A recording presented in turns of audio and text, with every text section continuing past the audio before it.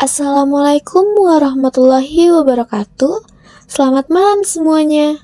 Pada kesempatan kali ini, saya, Leisha Salsabila Putri dari Sistem Informasi akan membahas dua tema penting dalam dunia teknologi modern, yaitu cloud computing dan big data. Di tengah perkembangan digital yang sangat cepat, hampir semua sektor mulai bergantung pada teknologi cloud dan pemrosesan data besar untuk mengambil keputusan yang lebih cerdas dan efisien. Tujuan dari video ini adalah memberikan pemahaman menyeluruh tentang apa itu cloud computing dan big data, bagaimana keduanya saling terhubung, serta bagaimana penerapannya dalam kehidupan nyata dan dunia industri saat ini. Sebelum kita mulai lebih dalam, coba kita bayangkan dulu sesuatu yang mungkin sudah sangat dekat dengan kehidupan kita sehari-hari. Pernah nggak kalian sadar, saat kita nonton film di Netflix, scroll TikTok, pesan makanan lewat aplikasi, bahkan saat belanja online, semua itu terasa cepat, mudah, dan seolah-olah semuanya berjalan mulus di balik layar? Tapi pernah nggak kalian bertanya, di balik kemudahan itu sebenarnya apa yang terjadi? Kok bisa data sebesar itu ditangani dalam waktu singkat? Bagaimana mungkin jutaan orang mengakses layanan yang sama di waktu yang hampir bersamaan dan tetap lancar? Nah, disinilah dua teknologi utama yang akan kita bahas hari ini berperan sangat penting, yaitu cloud computing dan big data. Keduanya mungkin terdengar seperti istilah teknologi yang rumit, tapi sebenarnya mereka sudah menjadi bagian dari hidup kita, bahkan tanpa kita sadari. Cloud computing sederhananya adalah cara baru kita menggunakan komputer, tapi tanpa harus punya perangkat mahal atau server besar sendiri. Dan big data adalah tentang bagaimana kita mengelola, memahami, dan memanfaatkan data dalam jumlah yang luar biasa besarnya. Dalam video ini, saya ingin mengajak teman-teman untuk lebih bisa memahami dua hal tersebut. Saya harap teman-teman semua bisa memahami apa sebenarnya cloud computing dan big data itu? Kenapa keduanya penting dalam dunia yang serba digital seperti sekarang? Dan yang paling penting, bagaimana keduanya digunakan oleh perusahaan, institusi, bahkan kita sendiri dalam kehidupan sehari-hari? Jadi, di video ini bukan hanya untuk tahu teknologinya saja, tapi juga untuk memahami dampaknya. Bahkan mungkin menginspirasi kita semua untuk memanfaatkannya dalam bidang masing-masing atau mungkin sebagai karir masa depan. Cloud computing dan big data merupakan tulang punggung bagi perusahaan dan institusi di era digital saat ini, mulai dari e-commerce, pemerintahan, hingga pendidikan. Yuk kita bahas lebih lanjut. Mengapa topik ini penting? Volume data di dunia meningkat drastis, dan organisasi dari skala kecil hingga multinasional mengandalkan cloud untuk menyimpan serta mengolah data. Big data menjadi bahan bakar pengambilan keputusan berbasis bukti. Ini bukan hanya tren, tapi kebutuhan fundamental. Apa itu cloud computing? Cloud computing adalah teknologi yang memungkinkan kita untuk mengakses sumber daya komputasi seperti server, penyimpanan, database, jaringan, software, dan lainnya melalui internet. Pengertian singkatnya, cloud computing adalah layanan komputasi berbasis internet. Kita tidak lagi perlu memiliki server fisik sendiri, cukup menyewa sesuai kebutuhan. Layanan ini terdiri dari 3 kategori utama, yaitu IaaS atau Infrastructure as a Service, yang kedua ada PaaS, yaitu Platform as a Service, dan yang terakhir ada SaaS, yaitu Software as a Service. Misalnya, Amazon Web Service menyediakan server virtual lewat EC2. Ini sebagai contoh IaaS. Selanjutnya Google. Google menyediakan App Engine untuk developer. Ini sebagai contoh PaaS. Dan yang terakhir, Microsoft menyediakan Office 365. Ini sebagai contoh SaaS. Apa aja sih kelebihan cloud computing? Yang pertama, elastisitas dan skalabilitas instan. Yang kedua, biaya operasional rendah. Yang ketiga, kolaborasi real-time. Dan yang terakhir, keamanan dan backup otomatis. Cloud menyediakan kemudahan dalam memperbesar kapasitas sistem hanya dengan beberapa klik. Tanpa biaya besar di awal, sistem bisa berjalan dengan model langganan. Penyedia cloud juga menawarkan fitur keamanan tinggi dan pemulihan data otomatis. Apa itu Big Data? Big Data adalah kumpulan data dalam jumlah besar dan kompleks yang sulit dikelola menggunakan alat tradisional. Karakteristik 5V. Yang pertama, volume, artinya ukuran data sangat besar, contohnya terabyte dan petabyte. Yang kedua, velocity, artinya kecepatan aliran data sangat tinggi, atau real time. Yang ketiga, variety, yang artinya tipe data bervariasi, contohnya seperti teks, gambar, log, dan sensor. Yang keempat, veracity, yang artinya kebenaran atau keakuratan data. Dan yang terakhir, value, yang artinya nilai manfaat dari data tersebut. Big Data mengacu pada volume data yang sangat besar dan kompleks yang tumbuh sangat cepat. Ini bukan hanya soal ukurannya, tetapi juga kecepatan, variasi, dan kebenaran data itu sendiri. Misalnya, dalam satu hari, Twitter bisa menghasilkan lebih dari 500 juta tweet. Dan semua itu bisa dianalisis untuk memahami tren global. Siklus Big Data terdiri dari 5 siklus. Yang pertama, ada ingest, yang artinya pengumpulan data. Yang kedua, store, yang artinya penyimpanan di data lake atau warehouse. Ketiga, proses, yang artinya pengelolaan data. Yang keempat, analyze, yang artinya analitik dan visualisasi. Dan yang terakhir, act, yang artinya tindakan berbasis data.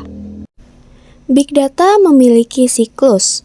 Data dikumpulkan, disimpan dalam skala besar, kemudian diolah menggunakan teknologi tertentu.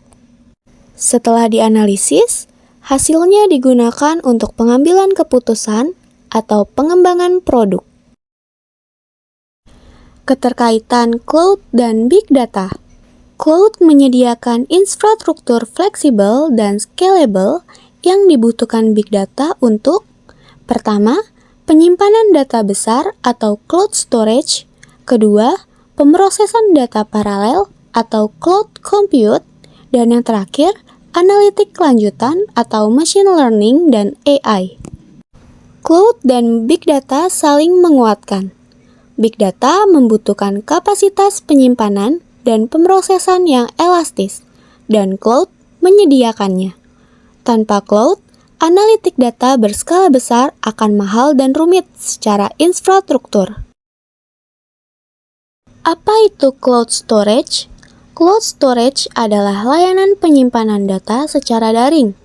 Disediakan oleh penyedia cloud dengan keunggulan sebagai berikut. Keunggulan yang pertama, tersedia kapan saja dan dari mana saja. Yang kedua, redundansi tinggi. Yang ketiga, skalabilitas dinamis. Dan yang terakhir, integrasi dengan sistem analitik dan keamanan. Cloud storage memungkinkan kita menyimpan data secara online, dikelola oleh penyedia layanan seperti AWS, Google, dan Microsoft. Data bisa disimpan dalam skala petabyte atau lebih, dan diakses dari mana saja. Ini sangat penting untuk organisasi dengan data besar yang ingin fleksibilitas dan efisiensi. Nah, apa aja sih manfaat cloud storage untuk big data? Yang pertama, menyimpan data dalam format mentah atau raw sebagai data lake. Yang kedua, mendukung skenario pemrosesan batch dan real time. Yang terakhir, dapat diakses oleh pipeline data dan layanan AI atau ML. Amazon S3 atau Simple Storage Service. Amazon S3 adalah layanan penyimpanan objek yang sangat andal. Data disimpan dalam bucket dan bisa diatur dengan sistem hierarki folder. Amazon mengklaim durability sebesar 99,9999% atau biasa disebut 11 nines. Fitur seperti life cycle policies, versioning, encryption membuat S3 cocok untuk data lake, backup, dan integrasi dengan layanan lain seperti EMR dan Athena. Selanjutnya, Google Cloud Storage. Google Cloud Storage memiliki berbagai kelas penyimpanan, seperti standar, nearline, coldline, hingga archive. Kita bisa menghemat biaya berdasarkan frekuensi akses data. Layanan ini terintegrasi erat dengan BigQuery, membuatnya cocok untuk pipeline analytic dan machine learning. Kemudian, Azure Blob Storage. Blob Storage dari Microsoft Azure cocok untuk data tak struktur seperti dokumen, video, dan log aplikasi. Ia mendukung 3 tier. Yang pertama, hot, kedua, cool, dan yang ketiga, archive, dengan tarif yang berbeda. Integrasinya dengan Azure Synapse dan Power BI membuatnya pilihan bagus untuk data analitik di lingkungan Microsoft. Berikut ini adalah tabel perbandingannya. Secara umum, ketiga layanan tersebut serupa dari sisi keandalan dan skalabilitas, tetapi berbeda dalam integrasi ekosistem, model biaya, dan kemudahan penggunaan. Pilihan terbaik bergantung pada kebutuhan spesifik organisasi dan platform yang sudah digunakan. Kenapa Big Data butuh cloud? Pemrosesan Big Data sering memerlukan ribuan core CPU dan RAM besar. Jika dilakukan on-premise, biayanya sangat mahal dan tidak fleksibel. Cloud menawarkan model bayar sesuai penggunaan, auto-scaling, dan akses global. Jadi, organisasi bisa memproses data besar tanpa investasi hardware yang besar di awal. Amazon EMR atau Elastic MapReduce. Amazon EMR adalah platform untuk menjalankan cluster Hadoop dan Spark di cloud. Kita bisa memproses data dalam jumlah besar menggunakan MapReduce, Hive, dan Peak. Misalnya, perusahaan retail dapat menggunakan EMR untuk menganalisis log transaksi selama 10 tahun terakhir untuk mendeteksi tren penjualan musiman. Selanjutnya, AWS Athena.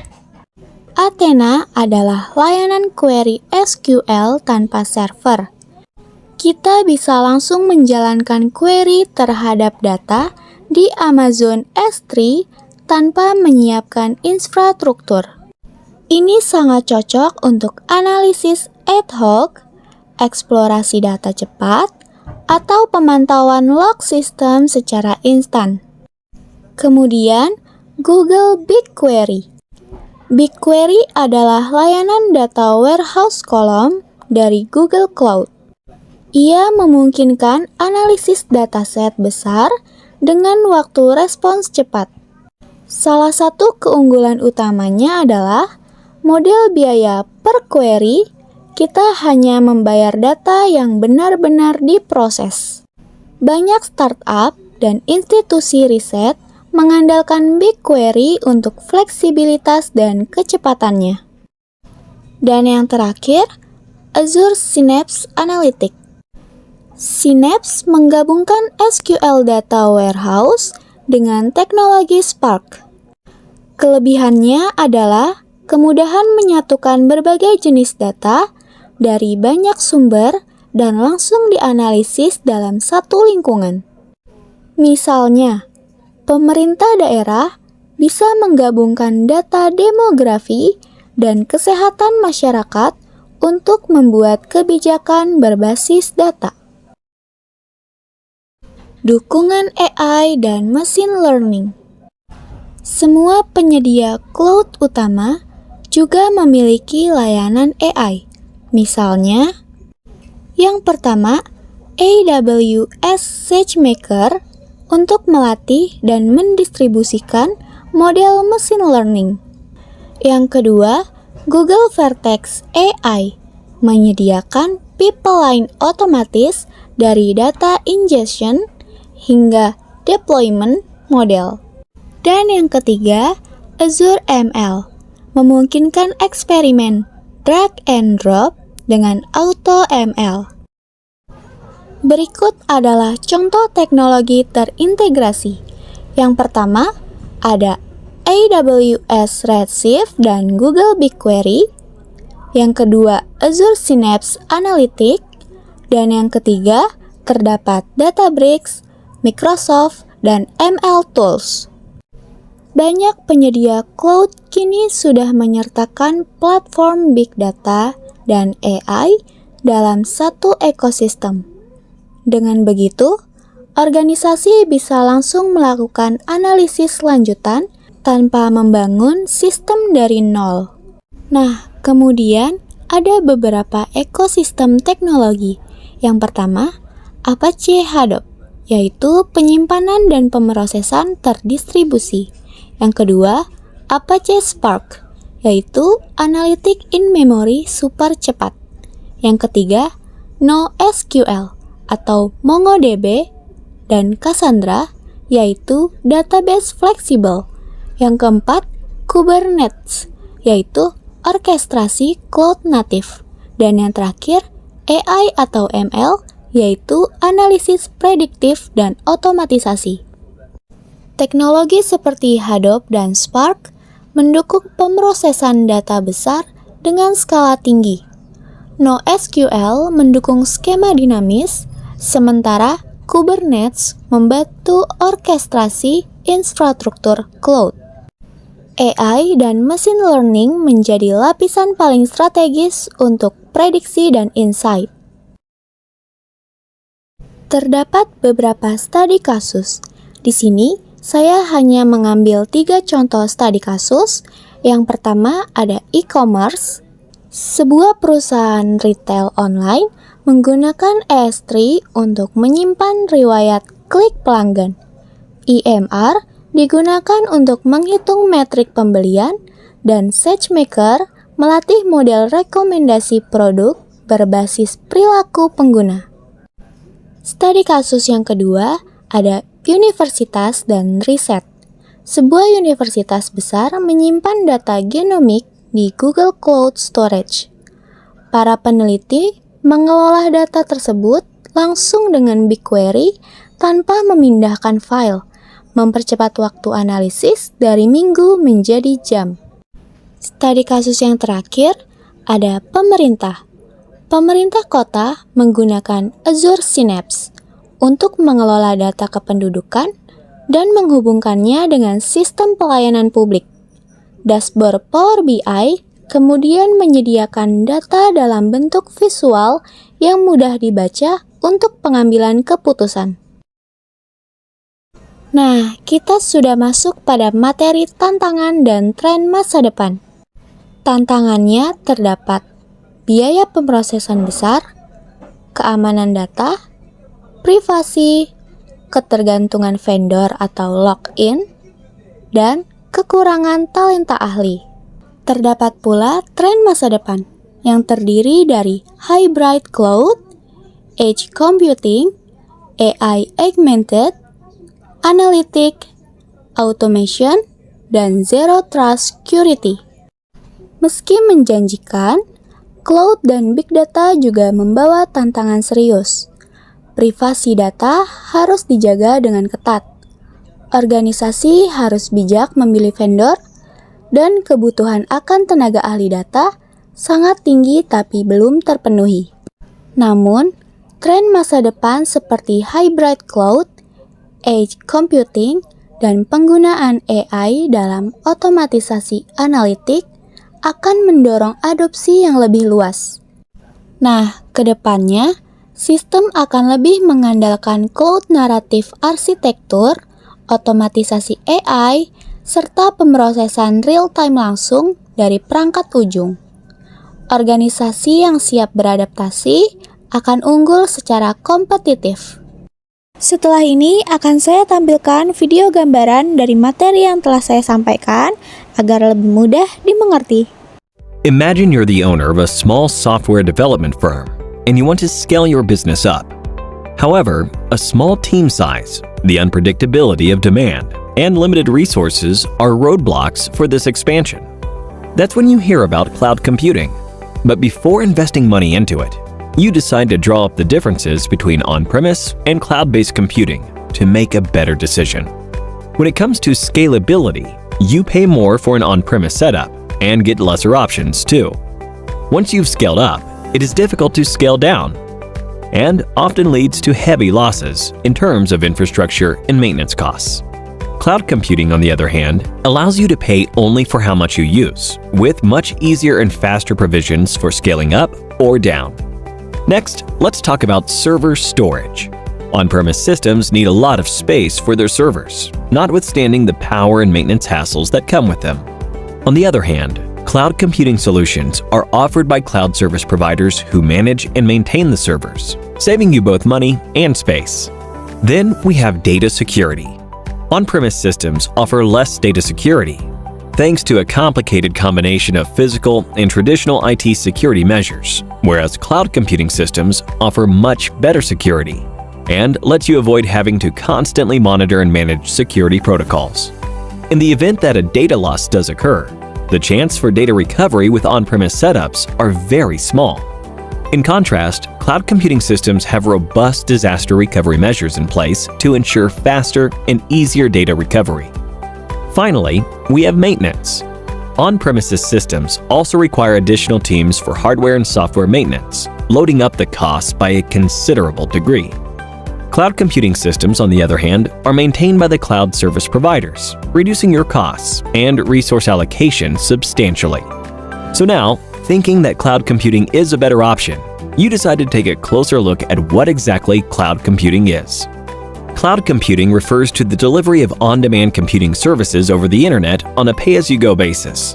In simpler words, rather than managing files and services on a local storage device, you'll be doing the same over the internet in a cost-efficient manner.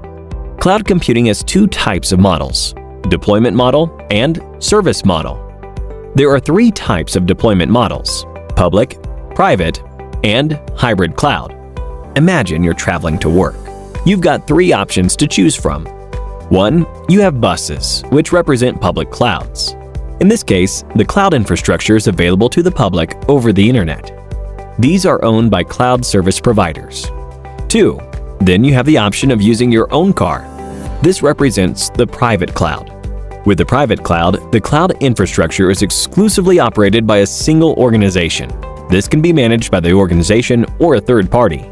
And finally, you have the option to hail a cab. This represents the hybrid cloud. A hybrid cloud is a combination of the functionalities of both public and private clouds. Next, let's have a look at the service models. There are three major service models available: IaaS, PaaS, and SaaS. Compared to on-premise models, where you'll need to manage and maintain every component, including applications data, virtualization, and middleware, cloud computing service models are hassle-free. IaaS refers to infrastructure as a service. It is a cloud service model where users get access to basic computing infrastructure. They are commonly used by IT administrators. If your organization requires resources like storage or virtual machines, IaaS is the model for you.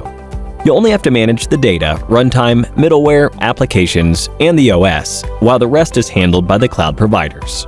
Next, we have PaaS. PaaS, or Platform as a Service, provides cloud platforms and runtime environments for developing, testing, and managing applications. This service model enables users to deploy applications without the need to acquire, manage, and maintain the related architecture. If your organization is in need of a platform for creating software applications, PaaS is the model for you. PaaS only requires you to handle the applications and the data.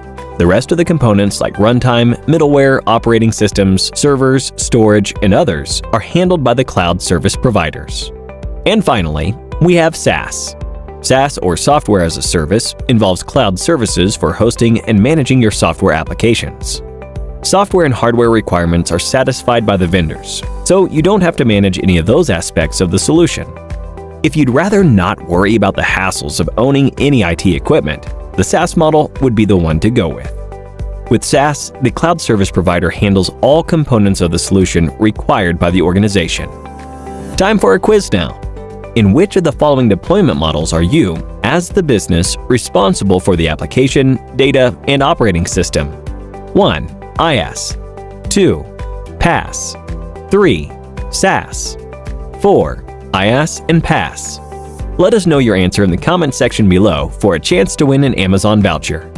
Coming back to cloud computing, some of the most popular cloud computing services in the market are AWS or Amazon Web Services, Microsoft Azure, and Google Cloud Platform. Want to learn more about them and how they differ from each other? Click on the top right corner for an analysis of how these service platforms are different from each other. And on that note, we have come to the end of this video. Nah, akhirnya kita sudah ada pada penghujung materi, yaitu kesimpulan dan rekomendasi. Pertama, cloud dan big data saling menguatkan. Kedua, cloud memberikan infrastruktur elastis dan efisien. 3. Layanan big data di cloud membuat proses data lebih cepat dan hemat biaya. 4. Organisasi harus mulai membangun fondasi data modern berbasis cloud. Dan yang terakhir, siap atau tidak, ini adalah masa depan. Maksud dari poin-poin yang saya sebutkan tadi adalah cloud computing memberikan solusi elastis dan efisien untuk menyimpan dan mengolah data dalam skala besar. Big data memberikan nilai besar jika dianalisis dengan tepat. Bersama-sama, keduanya menciptakan peluang besar dalam era digital saat ini. Cloud computing dan big data bukan hanya alat, tapi pondasi transformasi digital. Bersama-sama, keduanya mengubah cara kita menjalani hidup dan bekerja. Mereka bukan pilihan, tapi keniscayaan di era digital. Oke teman-teman, akhirnya kita sampai juga di penghujung video materi hari ini. Terima kasih untuk semuanya yang sudah mengikuti video saya dari awal sampai akhir. Kita udah ngobrol cukup panjang soal dua topik yang mungkin dari awal terdengarnya teknis dan kompleks, yaitu cloud computing dan big data. Tapi semoga setelah penjelasan tadi, kalian bisa melihat bahwa sebenarnya ini bukan cuma soal teknologi tinggi, tapi tentang bagaimana kita, manusia, organisasi, bahkan pemerintah bisa memanfaatkan data dan infrastruktur digital secara lebih cerdas, efisien, dan adaptif. Cloud itu ibarat rumah sewa digital. Kita bisa punya tempat simpan, jalankan aplikasi, dan akses data dari mana aja tanpa harus punya alatnya sendiri. Sedangkan big data itu seperti tambang emas informasi. Tapi bukan siapa yang punya data paling banyak yang menang, melainkan siapa yang bisa membaca, memahami, dan memanfaatkannya dengan paling bijak. Bayangkan, dari data yang kita hasilkan setiap hari, entah dari media sosial, sensor iOT, atau transaksi digital, kita bisa menemukan pola-pola yang membantu prediksi tren bisnis, mengembangkan layanan kesehatan, bahkan memperbaiki cara belajar di kelas. Tapi, ada satu hal penting nih yang gak boleh kita lupakan. Teknologi hanyalah alat. Yang menentukan arahnya tetap kita. Maka dari itu, marilah kita jadi generasi yang bukan cuma jadi pengguna, tapi juga pemikir dan pencipta. Karena masa depan teknologi, termasuk cloud dan big data, ada di tangan kita. Terakhir, semoga setelah ini kalian jadi lebih tertarik untuk eksplorasi lebih lanjut. Entah itu lewat proyek pribadi, riset kecil-kecilan, atau sekedar coba-coba pakai layanan cloud yang gratisan buat eksperimen sendiri. Dunia teknologi terbuka luas banget, dan gak ada kata terlalu dini atau terlambat untuk mulai. Oke, sekian dari saya. Terima kasih atas waktunya. Sampai jumpa di momen belajar selanjutnya. Keep curious, keep learning, and keep building the future. Thank you and see you!